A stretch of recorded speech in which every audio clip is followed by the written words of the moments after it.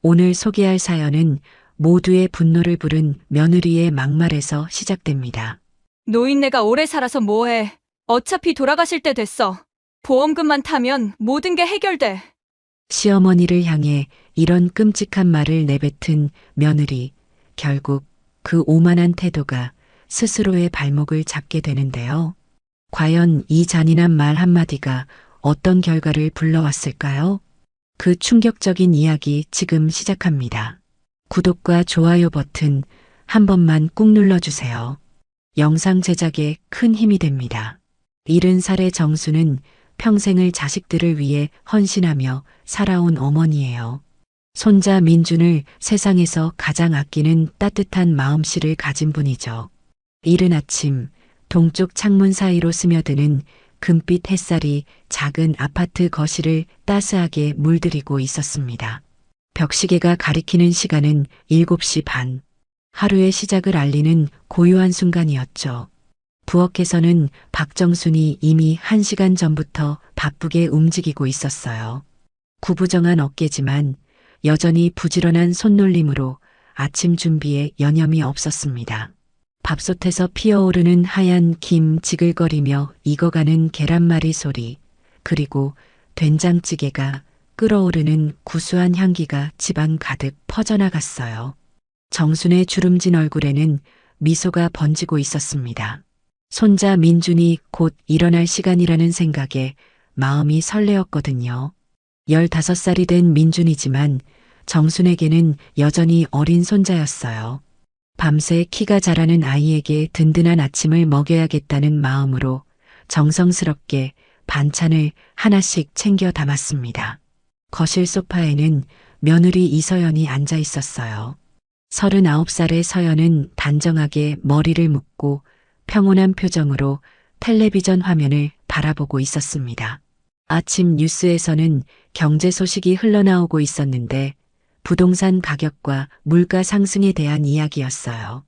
서연의 눈빛이 잠깐 흔들리는 것을 아무도 눈치채지 못했습니다. 그때 안방에서 바쁜 발걸음 소리가 들려왔어요. 김도연이 다급하게 넥타이를 매며 나타났습니다.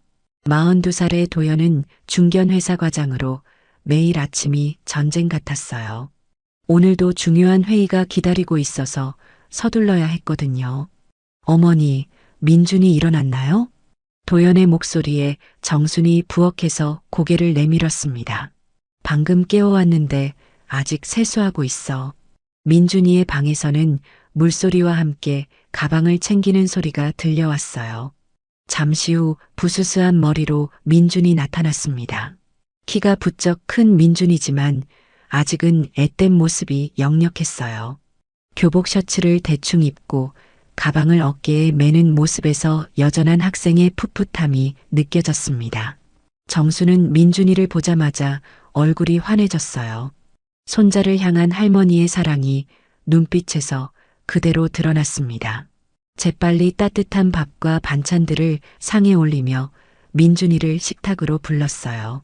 식탁에는 구수한 된장찌개와 고소한 계란말이, 그리고 정순이 정성스럽게 무친 나물 반찬들이 가득 차려져 있었습니다.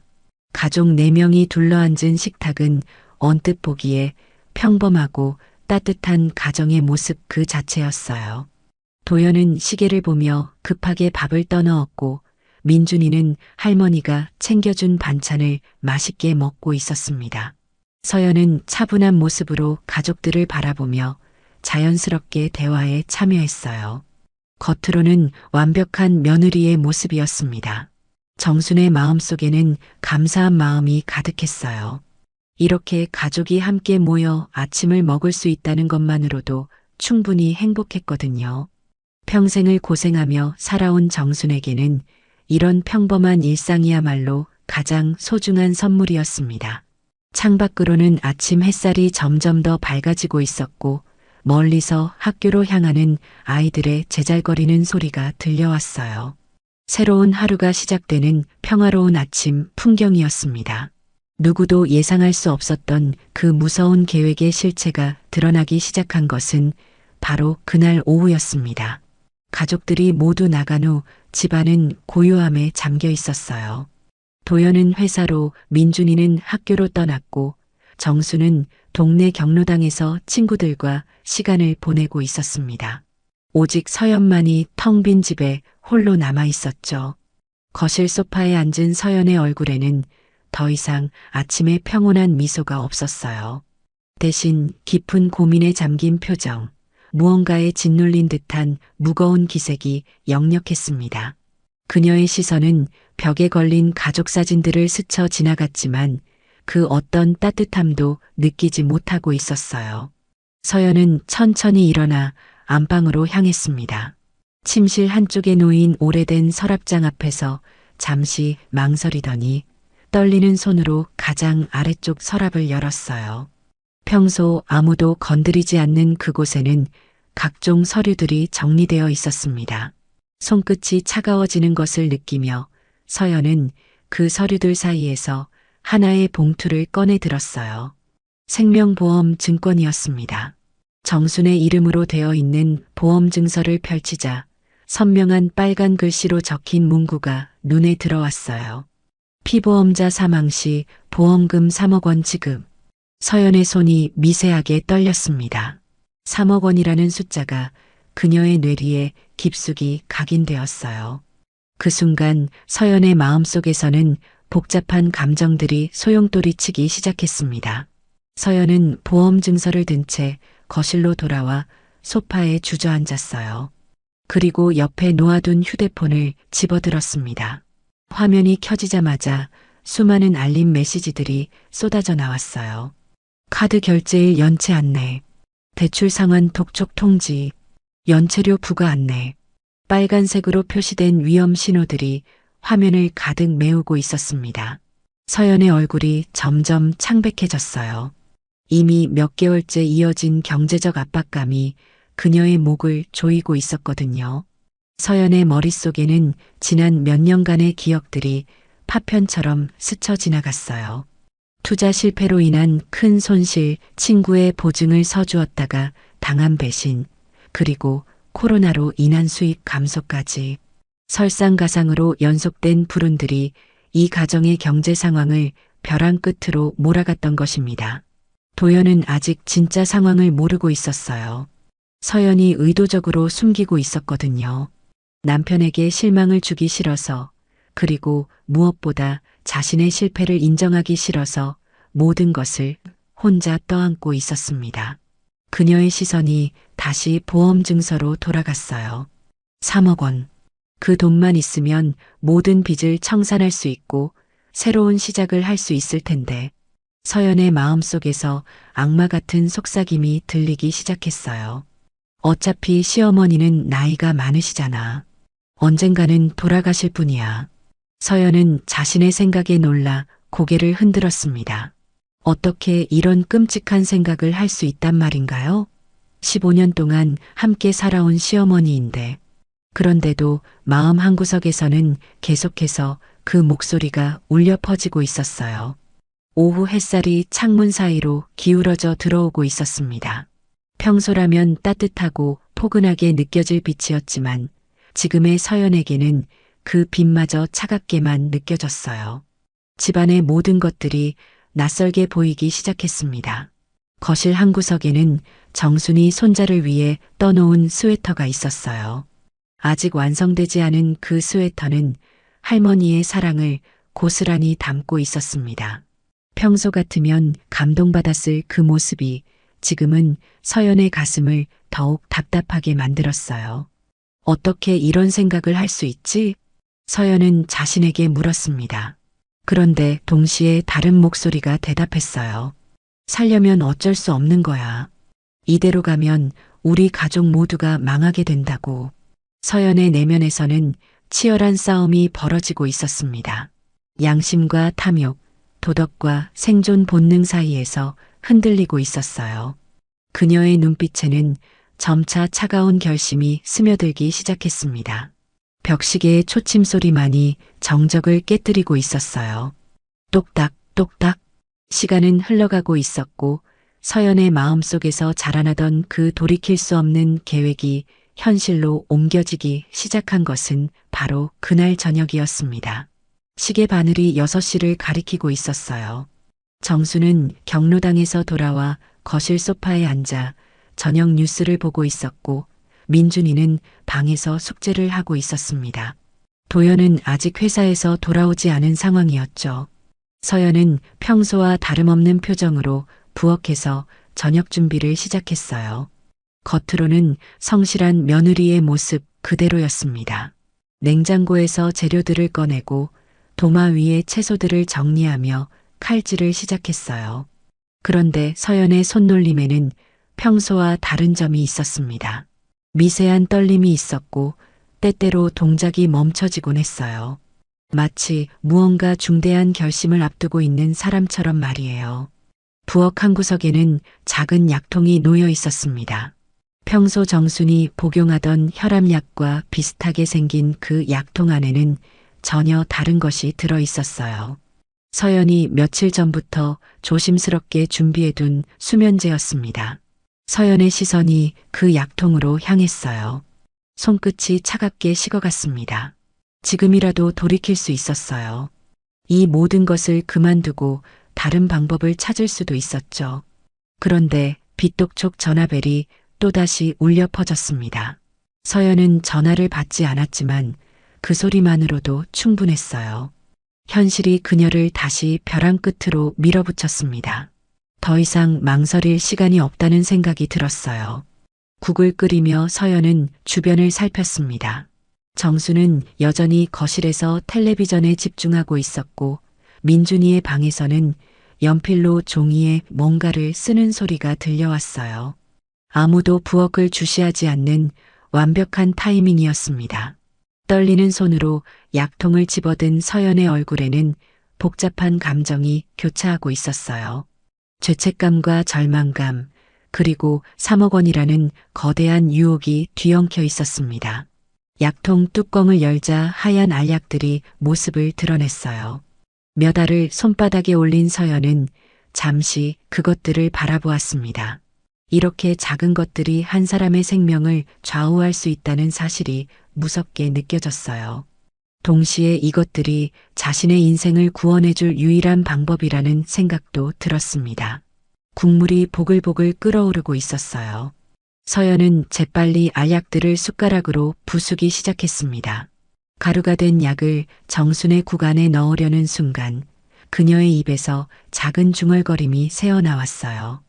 이제 곧 모든 게 끝나게 될 거야. 그 목소리는 낮았지만 부엌의 정적 속에서는 선명하게 들렸습니다. 서연 자신도 모르게 나온 말이었어요.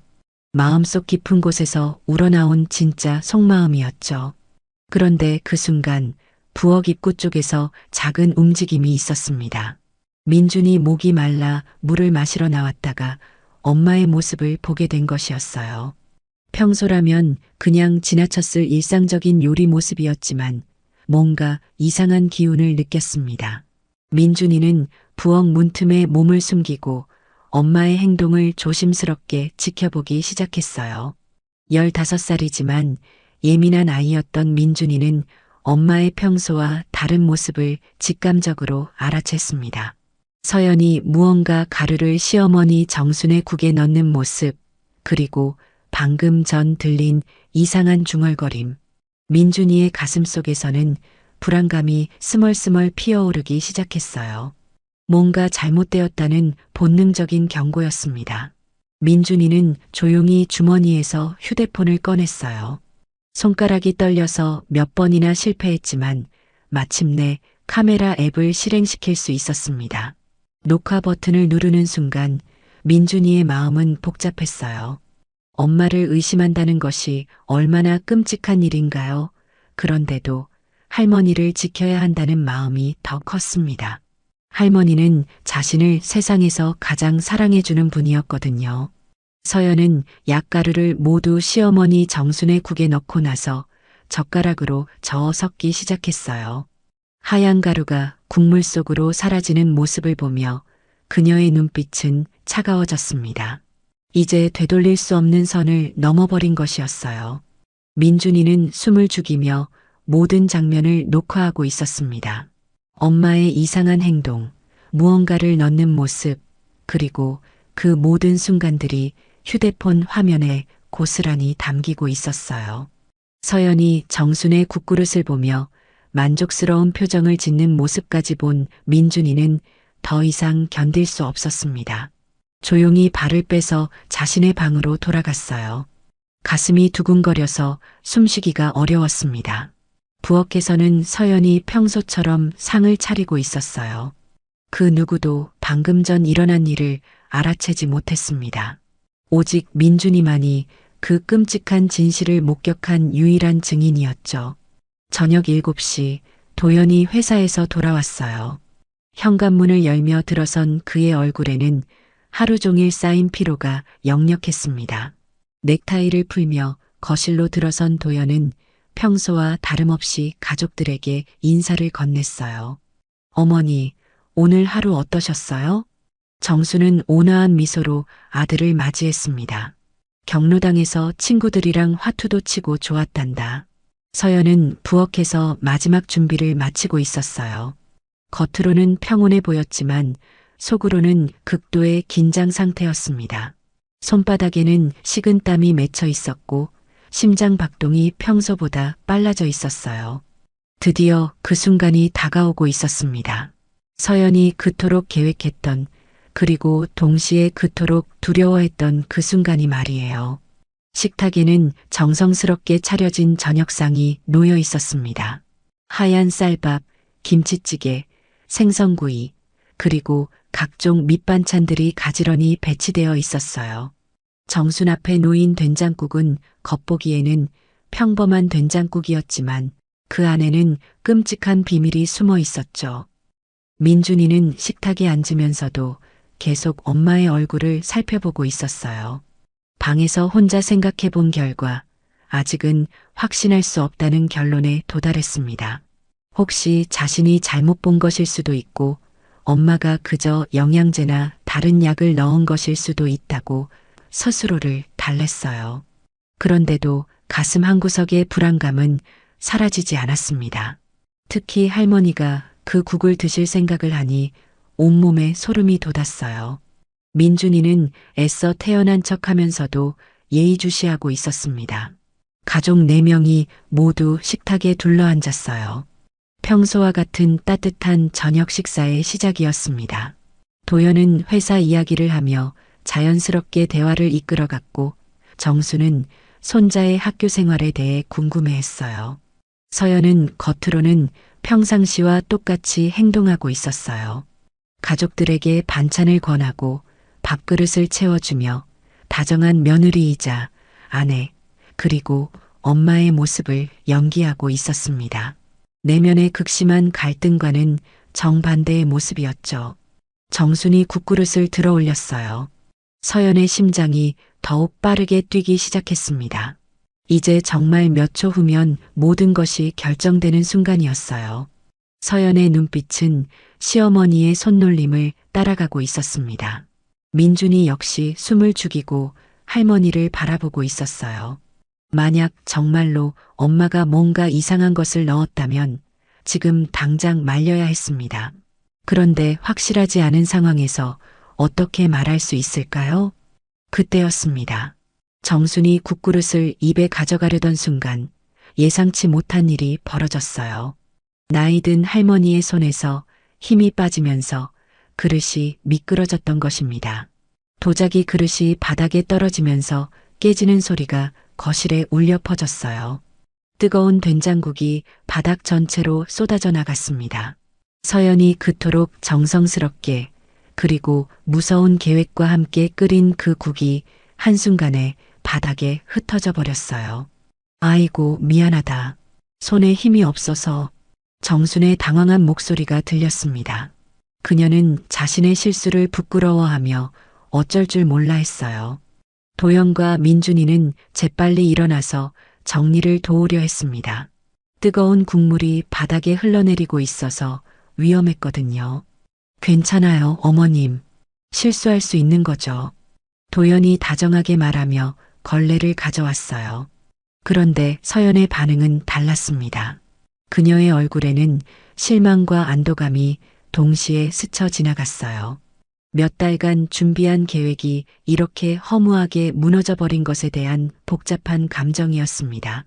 민준이는 바닥에 쏟아진 국물을 보며 크게 안도의 숨을 내쉬었어요. 할머니가 무사했다는 것만으로도 충분히 다행이었습니다. 설사 자신의 의심이 잘못된 것이었다고 하더라도 이런 결과가 훨씬 나았어요. 서연은 억지로 미소를 지으며 정리를 도왔습니다. 다시 덜어드릴게요, 어머님. 그녀의 목소리는 평상시와 같았지만 마음속으로는 엄청난 혼란을 겪고 있었어요. 계획이 실패했다는 안도감과 동시에 다시 원점으로 돌아갔다는 절망감이 교차하고 있었습니다. 정수는 계속해서 미안해했어요. 며느리가 정성스럽게 끓인 국을 이렇게 엎질러 버렸다는 죄책감 때문이었습니다. 그녀는 자신이 방금 전 얼마나 위험한 상황에서 벗어났는지 전혀 모르고 있었어요. 가족들이 힘을 합쳐 바닥을 정리하는 동안 거실에는 다시 평범한 일상의 분위기가 돌아왔습니다. 작은 사고가 있었을 뿐 여전히 화목한 가정의 모습이었어요. 민준이는 휴대폰을 만지작거리며 고민에 빠졌습니다. 녹화해둔 영상을 어떻게 해야 할까요? 실제로는 아무 일도 일어나지 않았는데 엄마를 의심한 자신이 잘못된 것일까요? 새로운 국과 함께 저녁 식사가 다시 시작되었어요. 이번에는 아무런 사건 없이 평화롭게 식사가 진행되었습니다. 그런데 민준이의 마음속에는 여전히 의심의 씨앗이 남아 있었어요. 과연 이것이 단순한 실수였을까요? 아니면 이 의문은 민준이의 마음속에 깊숙이 뿌리를 내리며 그를 괴롭히기 시작했습니다. 그날 밤 시계 바늘이 11시를 가리키고 있었어요. 집안은 고요함에 잠겨 있었습니다. 부모님과 할머니는 모두 잠자리에 들었고 오직 민준이의 방에서만 작은 불빛이 새어나오고 있었어요. 민준이는 침대에 몸을 웅크리고 앉아 휴대폰 화면을 응시하고 있었습니다. 떨리는 손가락으로 몇 번이나 재생 버튼을 눌렀다 멈췄다를 반복했어요. 용기가 나지 않았거든요. 그 영상을 다시 보는 것이 두려웠습니다. 창밖으로는 깊은 밤의 정적이 흘러들어오고 있었어요. 가로등 불빛이 커튼 사이로 희미하게 스며들어 방 안에 몽환적인 분위기를 만들고 있었습니다. 평소라면 편안한 잠자리였을 텐데 지금의 민준이에게는 그 어떤 것도 위로가 되지 않았어요. 마침내 민준이는 재생 버튼을 눌렀습니다.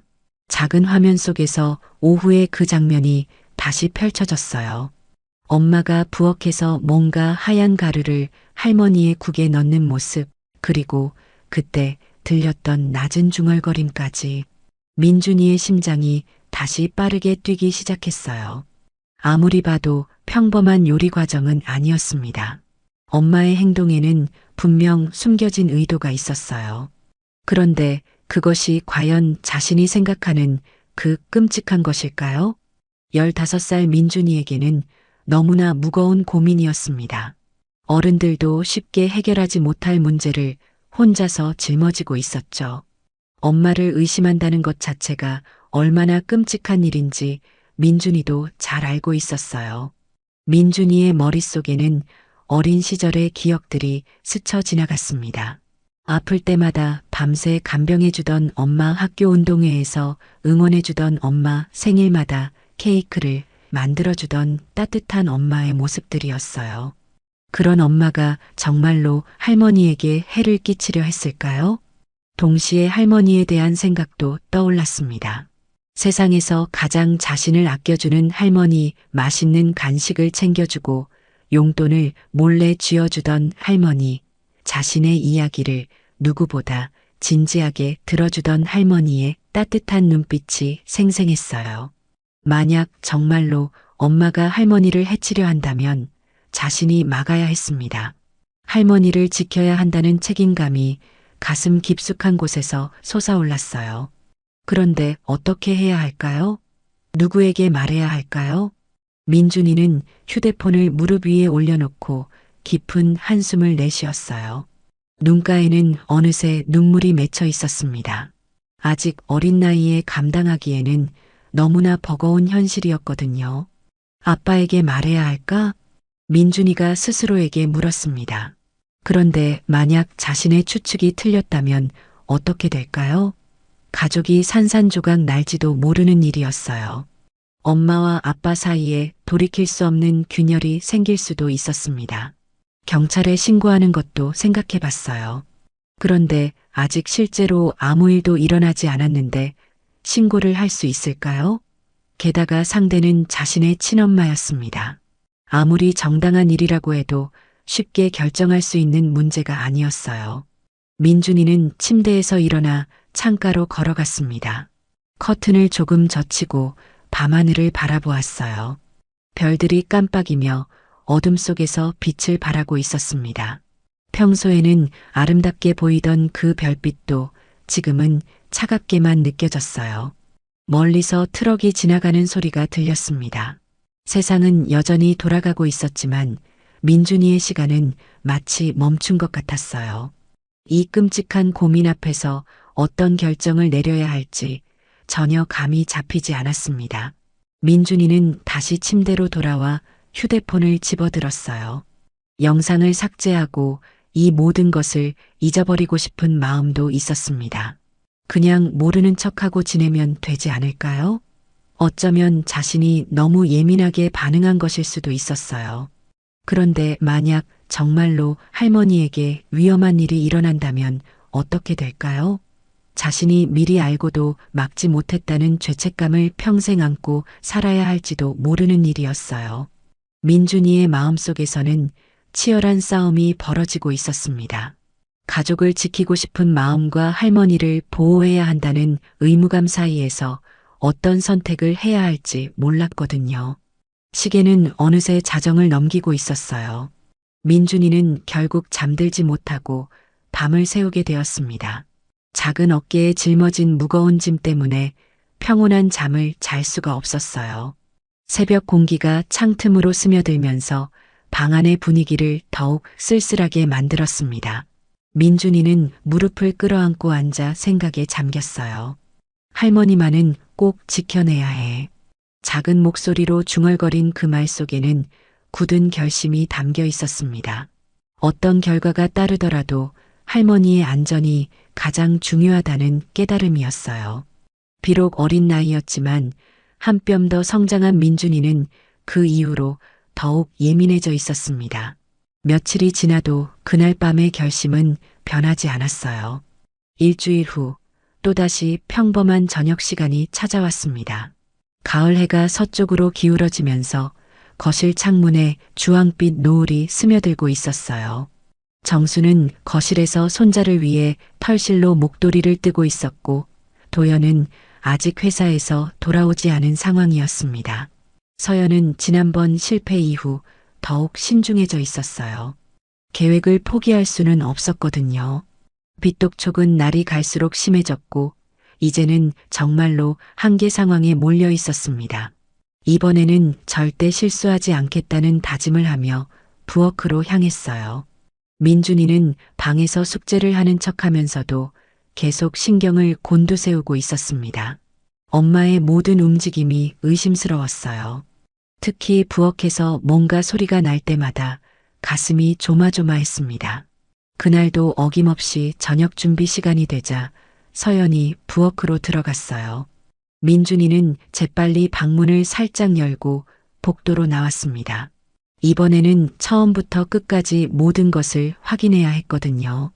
부엌에서는 서연이 평소보다 더 조심스럽게 움직이고 있었어요. 주변을 여러 번 살펴보며 아무도 보고 있지 않다는 것을 확인했습니다. 그리고 찬장 깊숙한 곳에서 작은 약병을 꺼내 들었어요. 민준이는 부엌 입구 모서리에 몸을 숨기고 휴대폰을 꺼냈습니다. 손이 떨렸지만 이번에는 놓칠 수 없었어요. 녹화 버튼을 누르는 순간부터 모든 장면을 기록하기로 마음먹었습니다. 화면 속에는 엄마가 약병 뚜껑을 여는 모습이 선명하게 담겼어요. 하얀 알약들이 손바닥 위로 떨어지는 소리까지도 고요한 부엌에서는 또렷하게 들렸습니다. 서연의 얼굴에는 긴장감과 결단력이 동시에 스며 있었어요. 서연은 알약 몇 개를 숟가락으로 조심스럽게 부수기 시작했습니다. 지난번보다 더 세밀하게, 더 계획적으로 움직이고 있었어요. 가루가 된 약을 작은 그릇에 담고 나서 끓고 있는 국 냄비로 다가갔습니다. 민준이의 심장이 너무 세게 뛰어서 휴대폰을 잡은 손까지 흔들렸어요. 그런데도 녹화를 멈출 수는 없었습니다. 이것이야말로 결정적인 증거가 될 테니까요. 국물이 보글보글 끓어오르는 소리 사이로 서연의 작은 중얼거림이 들려왔어요. 이번에는 실수하지 않을 거야. 그 목소리에는 지난번과는 다른 확신이 담겨 있었습니다. 서연은 하얀 가루가 담긴 정순의 국그릇에 국물을 담기 시작했어요. 그 다음 젓가락으로 조심스럽게 저어서 완전히 섞이도록 했습니다. 민준이는 온몸에 소름이 돋는 것을 느꼈어요. 이제 더 이상 의심의 여지가 없었습니다. 엄마는 정말로 할머니를 해치려 하고 있었던 거예요. 그것도 두 번째였습니다. 녹화를 계속하면서 민준이는 마음속으로 울고 있었습니다. 어떻게 엄마가 이런 일을 할 수 있을까요? 할머니는 그저 착하고 따뜻한 분인데 왜 엄마는 할머니를 미워하는 걸까요? 서연은 국그릇을 보며 만족스러운 표정을 지었어요. 이번에는 완벽했습니다. 약 냄새도 전혀 나지 않았고 색깔도 평소와 똑같았어요. 아무도 의심하지 못할 완벽한 함정이었습니다. 민준이는 엄마가 상을 차리기 시작하자 재빨리 방으로 돌아갔어요.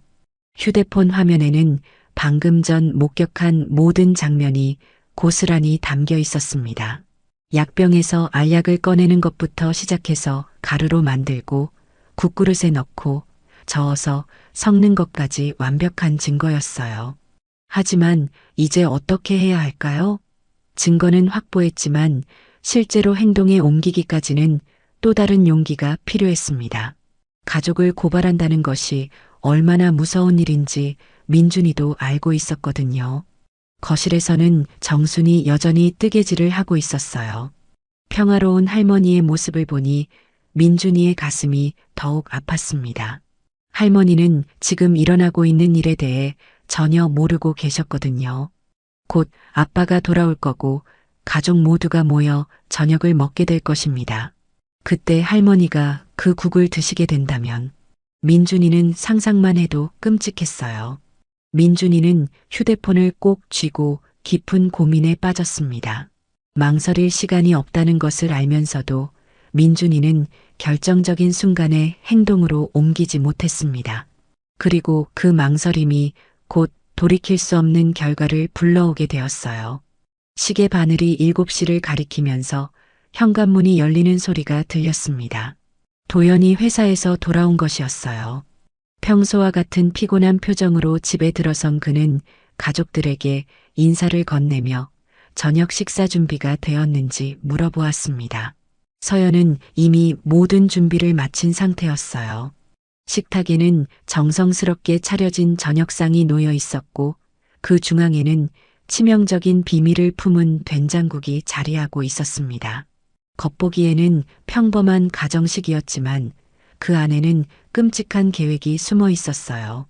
민준이는 식탁에 앉으면서도 계속 갈등하고 있었습니다. 지금이라도 할머니를 말려야 할까요?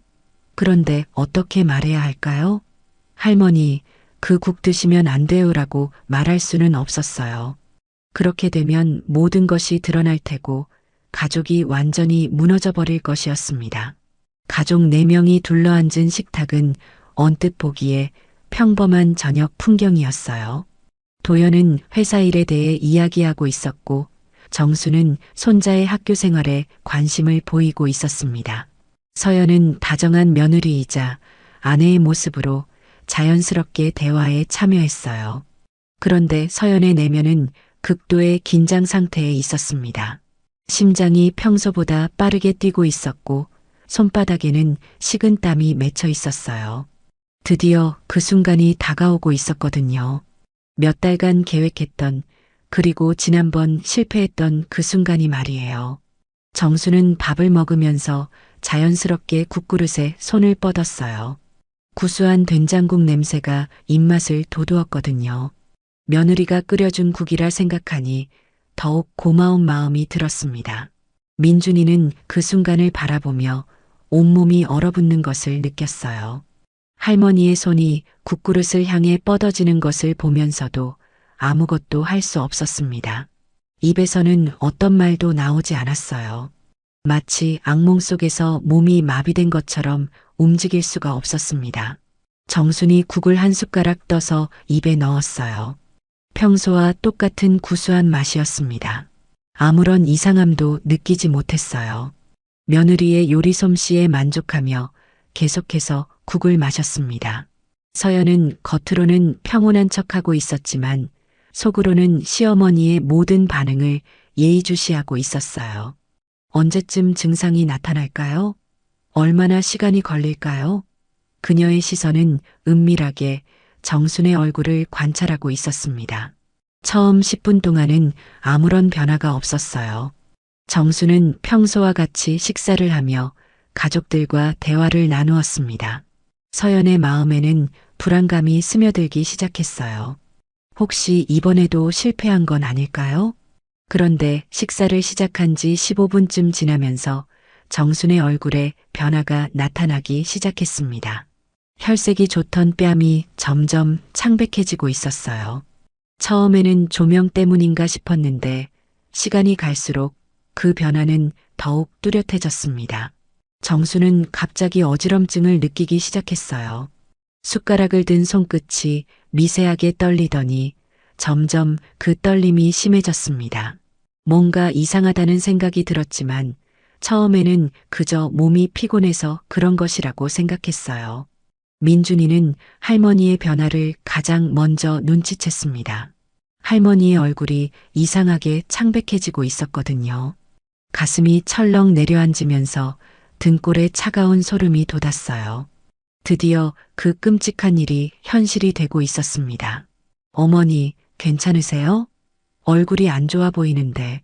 서연의 목소리에는 가짜 걱정이 가득했어요. 마치 정말로 시어머니를 걱정하는 효부인 것처럼 연기하고 있었습니다.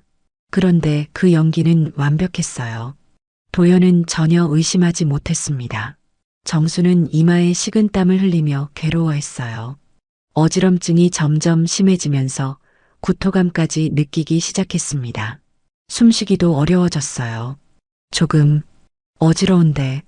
정순의 약해진 목소리가 울려 퍼졌습니다.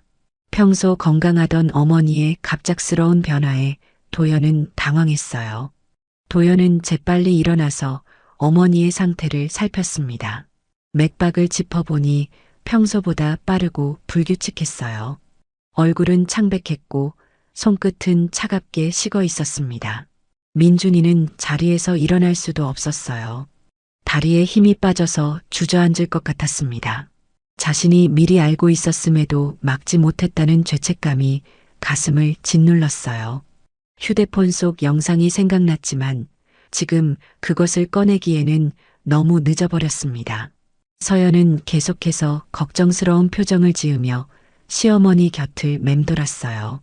물을 가져다 주고 부채질을 해주며 완벽한 며느리의 모습을 연출했습니다. 그런데 그 눈빛 깊은 곳에서는 차가운 계산이 번뜩이고 있었어요. 정순의 상태는 계속 악화되고 있었습니다. 호흡이 가빠지고 의식이 흐릿해지기 시작했어요.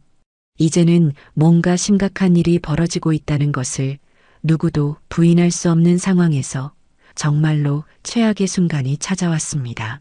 정순의 호흡이 점점 더 가빠지면서 온몸에 식은땀이 흘러내리고 있었어요. 의식이 흐려지기 시작했고 눈꺼풀이 무겁게 감기려 했습니다. 그러던 중 갑자기 몸의 균형을 잡지 못하고 의자에서 미끄러져 내렸어요. 정순이 거실 바닥에 쓰러지는 소리가 집안에 크게 울려 퍼졌습니다. 그 순간 모든 것이 정지된 것 같았어요. 도연과 민준이는 충격에 빠져 몇 초간 아무것도 할 수 없었고 서연만이 재빠르게 몸을 움직였습니다. 어머님, 어머님. 서연의 다급한 외침이 거실을 가득 메웠어요. 그녀는 쓰러진 정순 곁으로 달려가서 무릎을 꿇고 앉았습니다. 시어머니의 얼굴을 두 손으로 감싸며 의식을 깨우려 했지만 정순의 반응은 점점 더 약해지고 있었어요. 도연은 그제야 정신을 차리고 어머니 곁으로 달려왔습니다. 평생을 건강하게 지내시던 어머니가 갑자기 이런 상태가 된 것이 믿어지지 않았어요. 민준이는 한쪽 구석에 서서 이 모든 상황을 바라보고 있었어요. 가슴이 터질 것 같았습니다. 자신이 미리 알고 있었던 일이 현실이 되었고 소중한 할머니가 지금 생사의 갈림길에 서 있었거든요. 휴대폰을 꺼내야 할까요? 지금이라도 진실을 말해야 할까요? 구급차를 불러야 해. 도연의 절규가 집안을 진동시켰습니다. 그는 떨리는 손으로 휴대폰을 꺼내 119에 전화를 걸었어요. 목소리도 제대로 나오지 않았지만 간신히 상황을 설명하고 주소를 알려주었습니다. 서연은 정순의 이마에 찬 수건을 올려주며 계속해서 걱정스러운 표정을 지었어요. 눈가에는 눈물까지 맺혀 있었습니다. 완벽한 연기였어요. 진짜로 시어머니를 걱정하는 효부의 모습 그 자체였습니다. 그런데 서연의 마음속 깊은 곳에서는 다른 생각들이 스쳐 지나가고 있었어요. 이제 곧 끝날 거야. 3억 원이 내 손에 들어올 거야. 그런 냉정한 계산들이 걱정스러운 표정 뒤에 숨어 있었습니다. 10분 후 멀리서 구급차 사이렌 소리가 들려왔어요. 점점 가까워지는 그 소리는 절망적인 상황에서 유일한 희망의 소리였습니다. 곧 현관문을 두드리는 소리가 들렸고 응급구조사들이 들어왔어요. 구조사들은 신속하게 정순의 상태를 확인했습니다. 혈압, 맥박, 체온, 산소 포화도를 재고 의식 수준을 체크했어요. 모든 수치가 정상 범위를 벗어나 있었습니다. 즉시 병원으로 이송해야 하는 응급 상황이었어요. 들것에 실려나가는 정순의 모습을 보며 민준이는 눈물을 흘렸습니다. 창백한 얼굴로 의식을 잃고 있는 할머니가 너무나 안쓰러웠어요. 그리고 동시에 자신에 대한 분노가 치솟았습니다. 왜 미리 막지 못했을까요? 왜 그때 용기를 내지 못했을까요? 구급차 안에는 도연과 서연이 함께 탔어요. 민준이는 이웃집 아주머니가 잠시 돌봐주기로 했습니다. 구급차가 출발하면서 사이렌 소리가 밤거리에 울려 퍼졌어요. 병원 응급실은 온통 하얀색과 차가운 형광등 불빛으로 가득했습니다. 의료진들이 분주하게 움직이며 정순을 응급처치실로 옮겼어요. 각종 의료기기들이 삐삐 소리를 내며 정순의 생체 신호를 모니터링하고 있었습니다. 의사가 도연에게 다가왔어요. 중년의 의사는 심각한 표정으로 상황을 설명했습니다. 정순의 상태가 매우 위중하며 원인을 파악하기 위해 각종 검사가 필요하다는 것이었어요. 혈액검사, 심전도, CT 촬영 등 모든 가능한 검사를 진행해야 했습니다. 도연은 충격에 빠져 제대로 말도 할 수 없었어요. 몇 시간 전만 해도 건강하게 저녁을 드시던 어머니가 갑자기 이렇게 위험한 상태가 된 것이 현실 같지 않았습니다. 어머니를 잃을 수도 있다는 공포가 그를 짓누르고 있었어요. 서연은 도연 옆에 서서 그의 어깨를 다독였습니다. 위로의 말을 건네고 눈물을 훔치며 완벽한 며느리의 모습을 연출했어요. 주변 사람들이 보기에는 시어머니를 진심으로 걱정하는 효부 그 자체였습니다. 우리 어머니 어떡해요? 조금 전까지 괜찮으셨는데. 서연의 떨리는 목소리에는 걱정이 가득한 것처럼 들렸어요. 마치 자신이 미리 알아채지 못한 것을 자책하는 것 같았습니다. 완벽한 연기였어요. 응급실 대기실에서 도연과 서연은 긴 시간을 기다렸습니다. 시계 바늘이 느리게 움직이는 것 같았어요. 가끔씩 의료진이 나와서 상황을 브리핑해 주었지만 아직 정확한 원인은 파악되지 않았다는 답변뿐이었습니다. 한편 집에 남겨진 민준이는 혼자서 끙끙 앓고 있었어요. 휴대폰 속 영상을 바라보며 수없이 자책했습니다. 이 모든 일이 자신 때문이라는 생각에 괴로워했어요. 진실을 밝혀야 한다는 마음과 가족을 지키고 싶다는 마음 사이에서 여전히 갈등하고 있었습니다. 밤이 깊어갈수록 병원의 분위기는 더욱 절박해졌어요.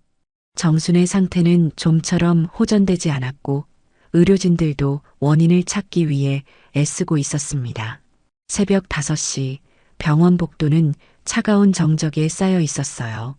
형광등 불빛이 하얀 벽면에 차갑게 반사되고 있었고 소독약 냄새가 코끝을 자극했습니다.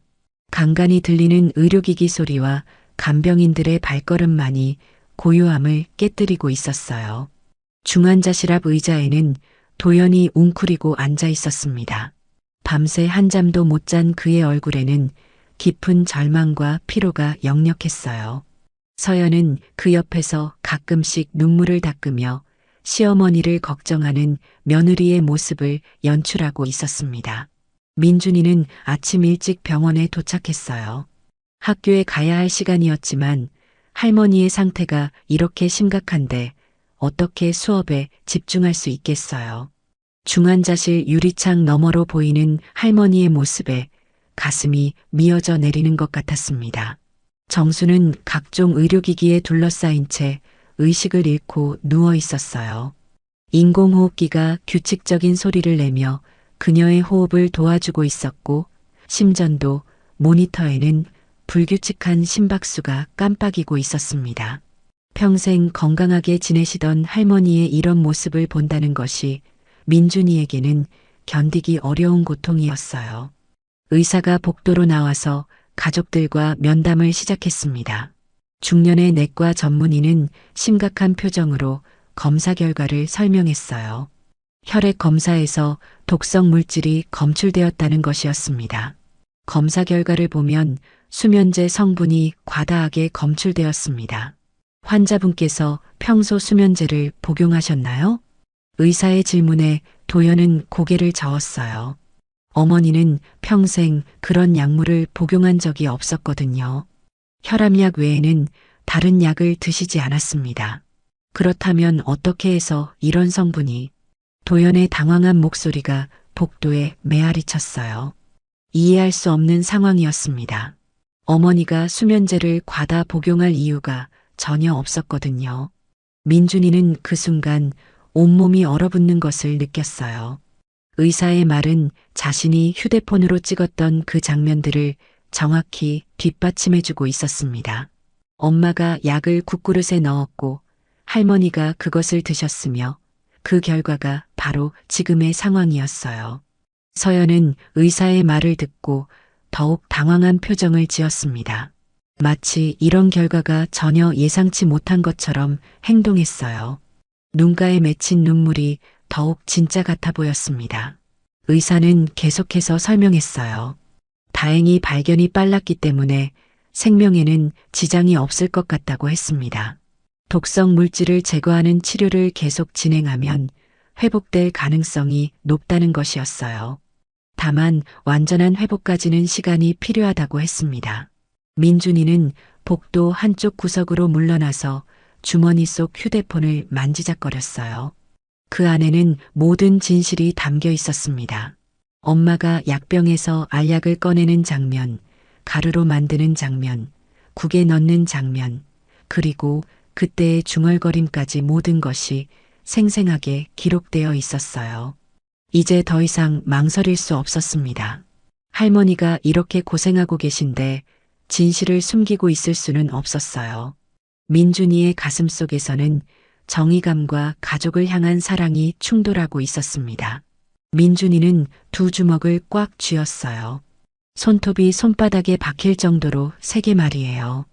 이제 결정해야 할 때였습니다. 더 이상 이 끔찍한 비밀을 혼자 간직하고 있을 수는 없었어요. 중환자실 유리창 너머로 보이는 할머니의 모습이 민준이의 마음을 더욱 단단하게 만들었습니다. 인공호흡기에 의존한 채 의식을 잃고 있는 할머니, 그 모든 고통의 원인을 자신이 알고 있는데도 가만히 있을 수는 없었어요. 민준이는 천천히 아빠가 앉아 있는 곳으로 걸어갔습니다. 걸음 하나하나가 무거웠어요. 이 발걸음이 가족의 운명을 바꿀 것이라는 생각에 다리가 떨렸습니다. 그런데도 멈출 수는 없었어요. 도연은 두 손으로 얼굴을 감싸고 절망에 빠져 있었어요. 어머니가 이런 상태가 된 원인도 모르겠고 언제 깨어나실지도 알 수 없는 상황에서 무력감만 느끼고 있었습니다. 아빠, 민준이의 떨리는 목소리가 복도에 작게 울렸어요. 도연은 고개를 들어 아들을 바라보았습니다. 민준이의 얼굴에는 평소와 다른 진지함이 가득했어요. 뭔가 중요한 말을 하려는 것 같았습니다. 민준이는 주머니에서 휴대폰을 꺼냈어요. 손이 너무 떨려서 몇 번이나 놓칠 뻔했습니다. 화면에는 그날의 영상 파일이 저장되어 있었어요. 이제 그것을 보여줄 때가 온 것이었습니다. 할머니한테 무슨 일이 일어났는지 내가 알고 있어요. 민준이의 작은 목소리에는 엄청난 용기가 담겨 있었어요. 가족을 배신하는 것 같은 죄책감과 할머니를 지켜야 한다는 의무감 사이에서 내린 결단이었습니다. 할머니에게 무슨 일이 일어났는지 자신이 알고 있다는 민준이의 고백은 모든 것을 바꾸어 놓았습니다. 도연은 아들의 말을 듣고 눈을 크게 뜨며 일어섰어요. 민준이의 얼굴에는 평소와 전혀 다른 진지함과 결단력이 스며 있었습니다. 뭔가 중대한 비밀을 알고 있다는 것이 분명했어요. 민준이는 떨리는 손으로 휴대폰 화면을 아빠에게 보여주었습니다. 영상을 재생하기 전 잠시 망설였지만 할머니가 고통받고 있는 모습을 생각하니 더 이상 숨길 수 없었어요.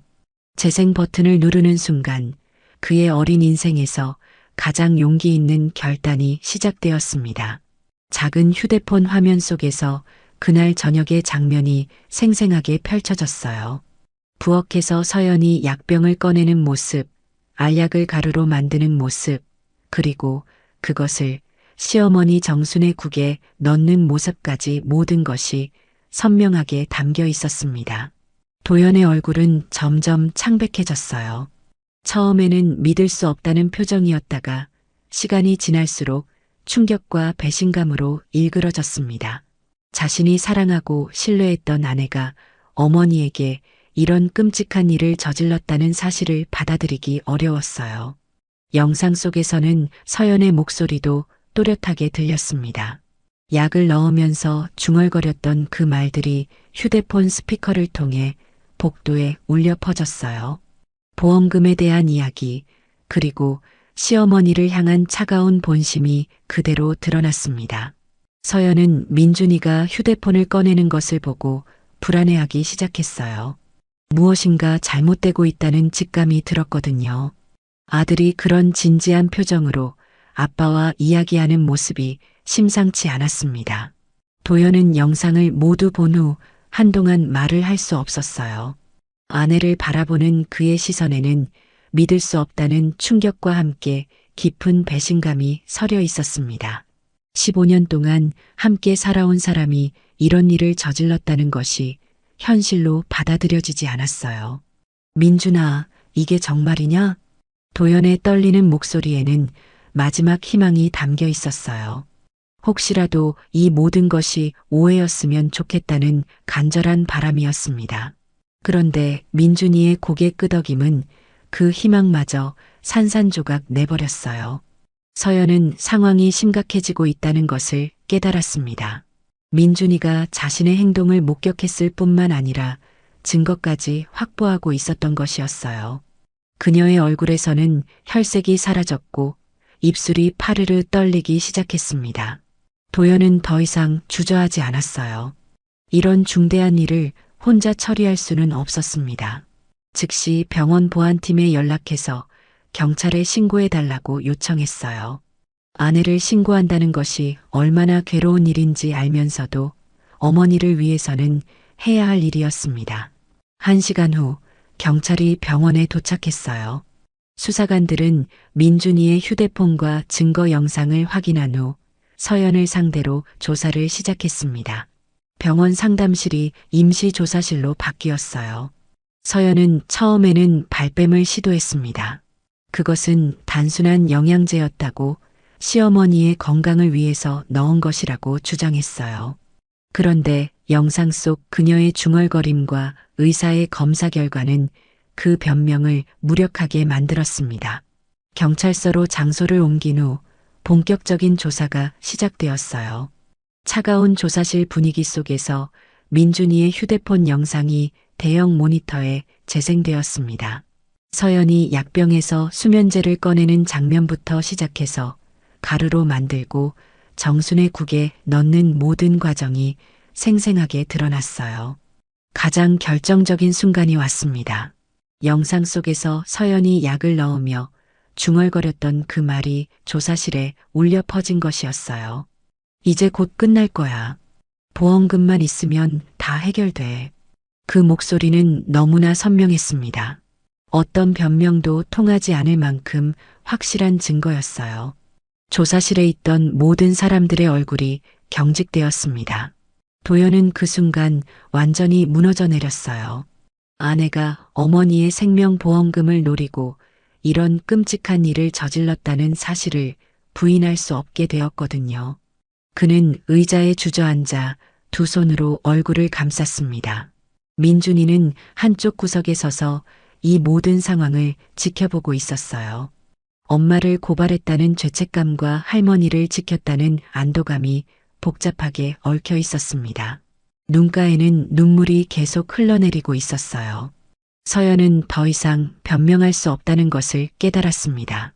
모든 증거가 명확했고 자신의 목소리까지 녹음되어 있었거든요. 그녀는 고개를 푹 숙이고 진술을 시작했어요. 경제적 어려움, 쌓여가는 빚, 그리고 보험금에 대한 유혹까지 모든 것을 털어놓았습니다. 수사관이 서연의 손목에 차가운 수갑을 채우는 순간 이 가족의 비극적인 이야기는 법정으로 넘어가게 되었어요. 한때는 화목했던 가정이 탐욕과 배신으로 인해 완전히 산산조각 난 것이었습니다. 복도에서는 도연이 민준이를 꼭 안아주고 있었어요. 어린 나이에 이런 어려운 결정을 내린 아들이 대견하면서도 안쓰러웠습니다. 네가 할머니를 구했구나. 도연의 목소리에는 감사와 슬픔이 함께 담겨 있었어요. 아들의 용기가 어머니의 생명을 구했다는 것은 분명했지만 그 대가는 너무나 컸습니다. 그런 현실 속에서도 희망의 빛이 서서히 찾아오고 있었어요. 사건이 일어난 지 사흘 후 아침 햇살이 중환자실 창문을 통해 부드럽게 스며들고 있었습니다. 금요일 오전 9시, 평소라면 학교에 있어야 할 시간이었지만 민준이는 할머니 곁을 지키고 있었어요. 도연 역시 회사 일을 미뤄두고 어머니의 회복을 기다리며 병원에서 지내고 있었습니다. 정수는 여전히 각종 의료기기에 둘러싸인 채 깊은 잠에 빠져 있었어요. 인공호흡기의 규칙적인 소리와 심전도 모니터의 신호음이 중환자실을 가득 메우고 있었습니다. 지난 몇 날 동안 의식을 잃고 있던 그녀의 얼굴에는 조금씩 혈색이 돌아오고 있었어요. 의사는 독성 물질 제거 치료가 순조롭게 진행되고 있다고 했습니다. 생체 신호들도 안정적으로 회복되고 있었고 뇌파 검사에서도 정상적인 반응이 나타나고 있었어요. 언제 의식을 회복할지는 알 수 없지만 위험한 고비는 넘겼다는 것이 의료진의 판단이었습니다. 민준이는 할머니의 침대 옆 의자에 앉아 조용히 손을 잡고 있었어요. 차가웠던 손끝이 조금씩 따뜻해지고 있는 것을 느꼈습니다. 그것만으로도 큰 희망이었어요. 며칠 전 그토록 차갑고 축 늘어져 있던 할머니의 손에서 생기가 돌아오고 있었거든요. 도연은 창가에 서서 바깥 풍경을 바라보고 있었습니다. 병원 정원에는 가을이 깊어가면서 나뭇잎들이 노랗게 물들어가고 있었어요. 평범한 일상이 얼마나 소중한 것인지 새삼 깨닫는 순간들이었습니다. 아내의 배신으로 인한 상처는 아직도 아물지 않았지만 어머니가 살아계시다는 것만으로도 감사했어요. 그 순간이었습니다. 민준이가 할머니의 손을 잡고 있던 중 미세한 움직임을 느꼈어요. 처음에는 착각인가 싶었는데 분명히 손가락이 움찔했습니다. 민준이의 심장이 빠르게 뛰기 시작했어요. 아빠, 할머니 손가락이 움직였어요. 민준이의 다급한 목소리에 도연이 재빨리 침대 곁으로 달려왔어요. 정순의 얼굴을 자세히 살펴보니 눈꺼풀이 미세하게 떨리고 있었습니다. 의식이 돌아오고 있다는 신호였어요. 도연은 즉시 간호사 호출 버튼을 눌렀습니다. 곧 의료진이 달려와서 정순의 상태를 확인하기 시작했어요. 동공 반응, 혈압, 맥박 등을 체크하면서 의식 회복 징후를 면밀히 관찰했습니다. 5분 정도 지났을까요? 정순의 눈꺼풀이 천천히 떨리더니 조금씩 열리기 시작했어요. 흐릿한 시야 속에서 처음 들어온 것은 손자 민준이의 얼굴이었습니다. 눈물을 글썽이며 자신을 바라보고 있는 민준이의 모습이 천사처럼 보였어요. 정수는 입술을 움직이려 했지만 목소리가 나오지 않았습니다. 며칠 동안 인공호흡기에 의존했던 탓에 목이 쉬어 있었거든요. 그런데도 눈빛만으로도 충분히 마음을 전할 수 있었어요. 민준이는 할머니가 깨어나신 것을 확인하고 눈물을 펑펑 쏟기 시작했어요. 지난 며칠간 얼마나 무섭고 걱정스러웠는지 모릅니다. 할머니를 잃을 수도 있다는 공포, 엄마를 고발해야 했던 괴로움, 가족이 흩어질 수도 있다는 불안감이 모두 한꺼번에 터져나왔어요. 할머니, 정말 다행이에요. 민준이의 떨리는 목소리에 정수는 힘겹게 미소를 지으려 노력했습니다. 손자가 자신을 위해 얼마나 걱정했을지 충분히 짐작할 수 있었어요. 그리고 무엇보다 민준이가 자신을 구해준 것 같다는 직감이 들었습니다. 의사가 다가와서 간단한 의식 확인 검사를 시작했어요. 정수는 고개를 끄덕이거나 손가락을 움직이는 것으로 의사의 질문에 대답했습니다. 다행히 뇌 기능에는 별다른 문제가 없어 보였어요. 서서히 목소리를 낼 수 있게 되자 정수는 가장 먼저 민준이에게 말을 걸었습니다. 목소리는 작고 쉰 소리였지만 그 안에는 깊은 감정이 담겨 있었어요. 우리 민준이가 할머니 지켜주고 있었구나.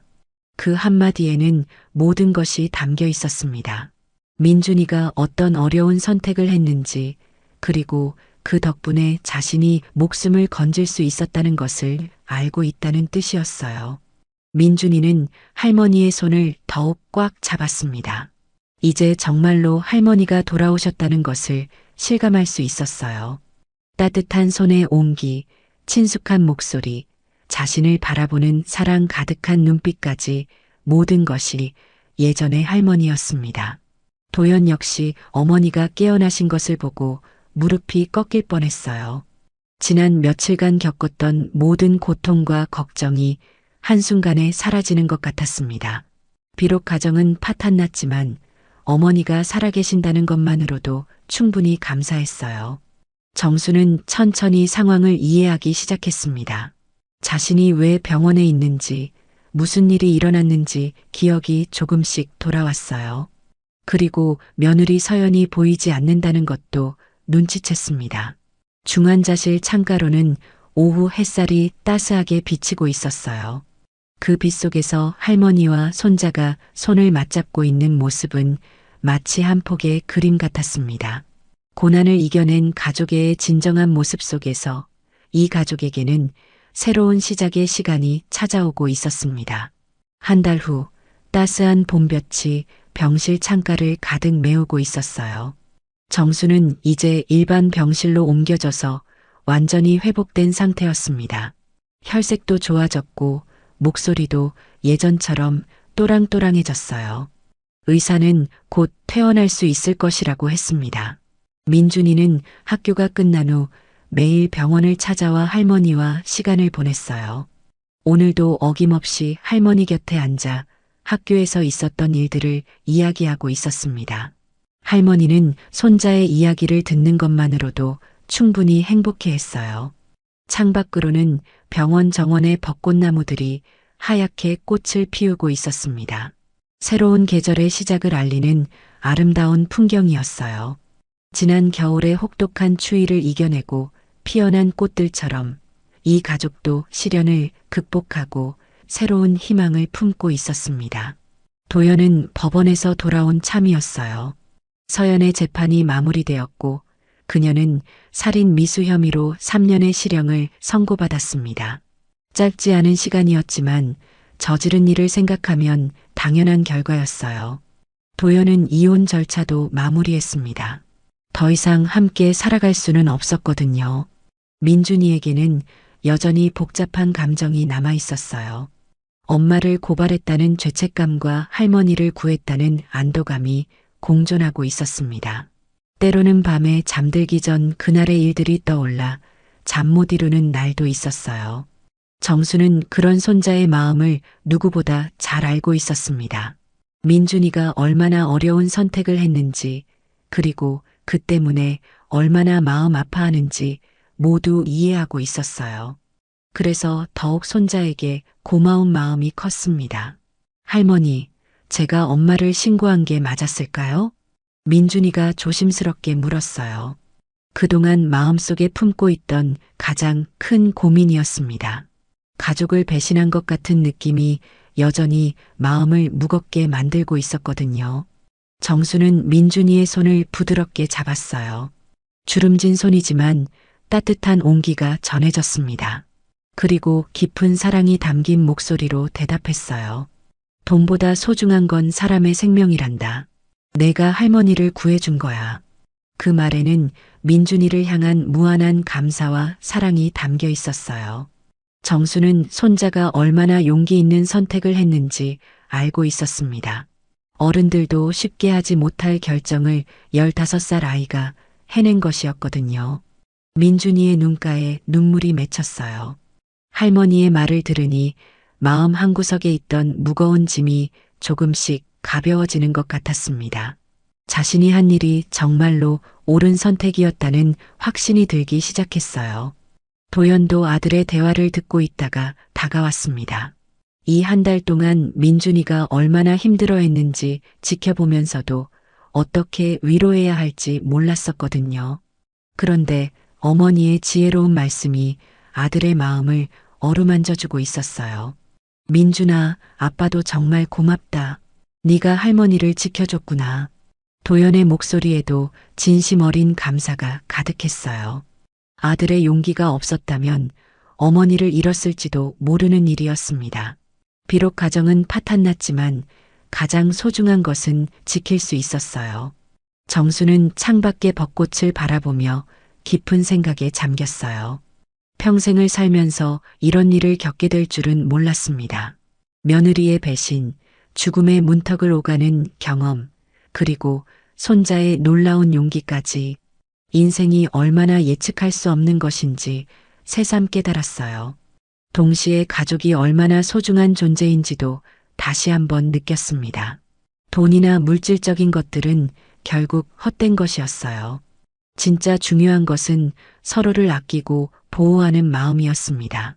민준이가 보여준 그 순수한 마음이야말로 세상에서 가장 값진 보물이었어요. 며칠 후 정수는 드디어 퇴원을 하게 되었습니다. 병원 로비에서 도연과 민준이가 휠체어를 밀며 함께 나오는 모습은 새로운 시작을 상징하는 것 같았어요.